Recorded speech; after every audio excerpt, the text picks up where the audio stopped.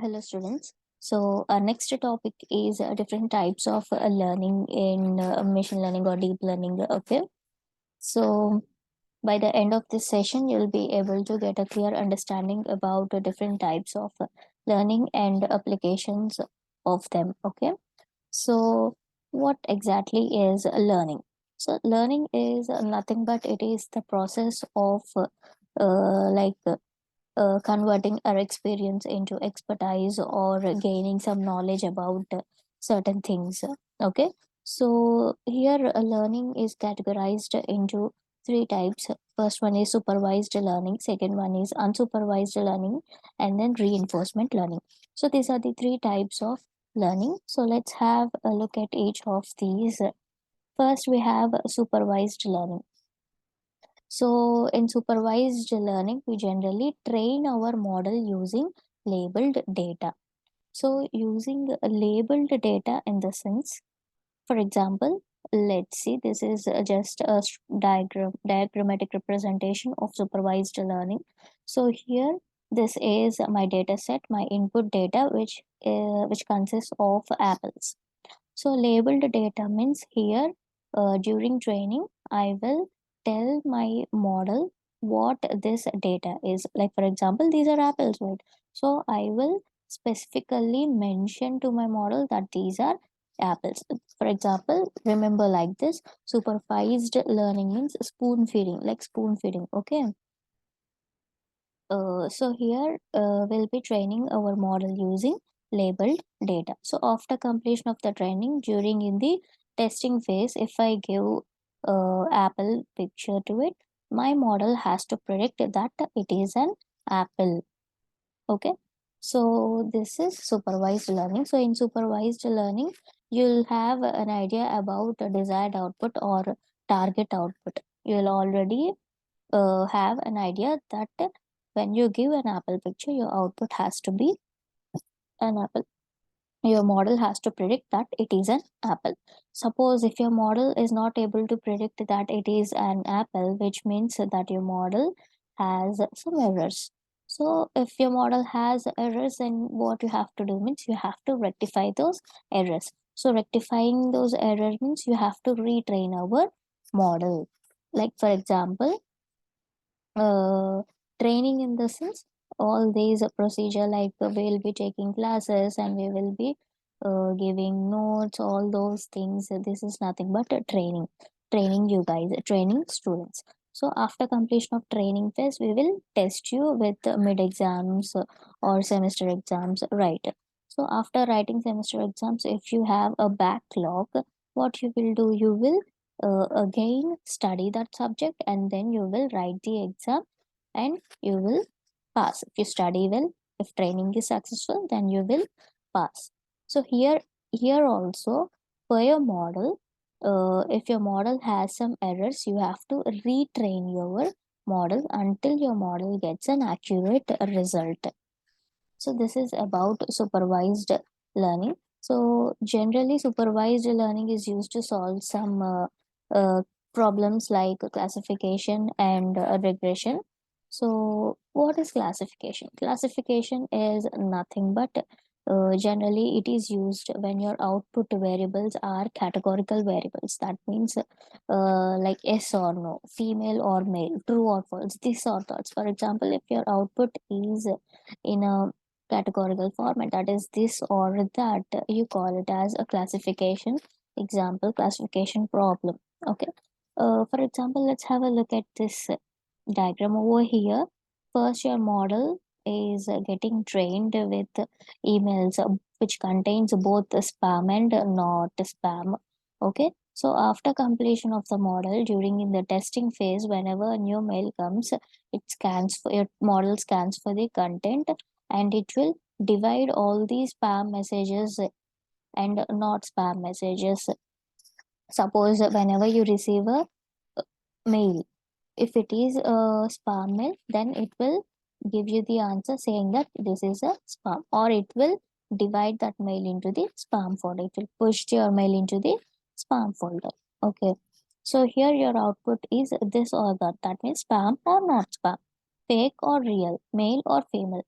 So this type of problems, you call it as classification problem. So secondly, we are having a regression. So a regression is used when the output variable is a real or continuous, whereas classification is used whenever your output is categorical, whereas regression is used when the output variable is real or continuous value. So here in this case, there will be a relationship between two or more variables. Like for example, suppose let's have a look at this example. Okay, so here let us consider two variables, humidity and temperature. This is our past data. So here temperature is the independent variable. Temperature is the independent variable and humidity is the dependent variable. So if the temperature increases, then humidity decreases. So what is happening here? These two variables are fed into the model. Model learns about these two variables. That means a relationship between the two variables. What is the relationship between them?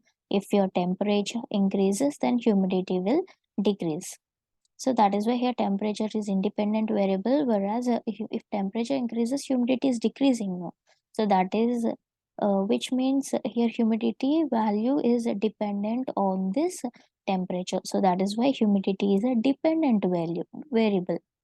Okay, so your model learns the relationship between these two variables, and after learning the relationship, after completion of training, it can easily predict the humidity based on the given temperature. If we give the new temperature, then we can easily predict what will be the humidity. Okay, so this is how a supervised learning works. Like another example, you can say salary based on work experience. Okay, maybe like weight, a person weight, what should be the person weight based on his or her height. Okay, so this is about supervised learning. Now moving on to unsupervised learning. So in unsupervised learning, you will train your model using unlabeled data. In supervised learning, you will train your model using labeled data, right? So in unsupervised learning, you will train your model using unlabeled data. Unlabeled data means here you will not mention about the classes of your data set. Okay, so here what will happen? The machine itself, it will divide the data based on the patterns, or it discovers the patterns and features on its own. Here this supervised learning, you can call it as like self learning. Okay, whereas supervised learning is done under our supervision only. You can call remember it as spoon feeding, whereas unsupervised learning, remember it as like self learning. Okay, so again unsupervised learning can be further divided into two groups, clustering and association. So coming to clustering, so what is clustering means? It is nothing but like grouping the data based on the similarities. For example, let's have a look at here. Look at our input data. Our input data consists of different types of fruits. So here we are training our model without labels. These are unlabeled data. Here we are not telling our model what this data is. We are just giving raw input data to our model. The model itself discovers some patterns and features on its own, and what it is doing, it is dividing that data based on their similarities. Like means it is dividing the given data into different clusters or different classes based on their similarities. Okay, so this is about clustering. And another thing is we are having association. So association is nothing but it is a rule based learning to discover the probability of occurrence of items in a collection. Like for example, let's say that a customer goes to a supermarket and he buys bread, milk, fruits and wheat. Okay, let's say another customer, he comes and buys bread, milk, rice and butter. Now when another customer comes, it is highly likely that if he buys bread, he will buy milk to. So hence a relationship is established based on the customer behavior and customer recommendations are, and based on that customer recommendations are made. Okay, so this is what association means. So association is nothing but it is just discovering the probability of occurrence of items in a collection. Okay, so this is about unsupervised learning. Now coming to reinforcement learning. So here in reinforcement learning, here there will be no data, nor do you teach the algorithm or anything. What you will do is here you will just use an agent and an environment to produce actions and rewards. For example, if there is a good action, then you will give a reward to your model, or else you will punish your model. If there is a bad action, you will not give any reward, and you will punish the model. So with continuous interactions and learning, it goes from being bad to being the best that it can for the problem assigned to it. So this is about reinforcement learning. Generally, you can use reinforcement learning in building field, in building games field. Like for example, building games like training robots.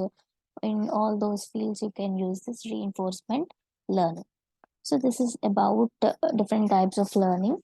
So here, let me just summarize what we have learned till now.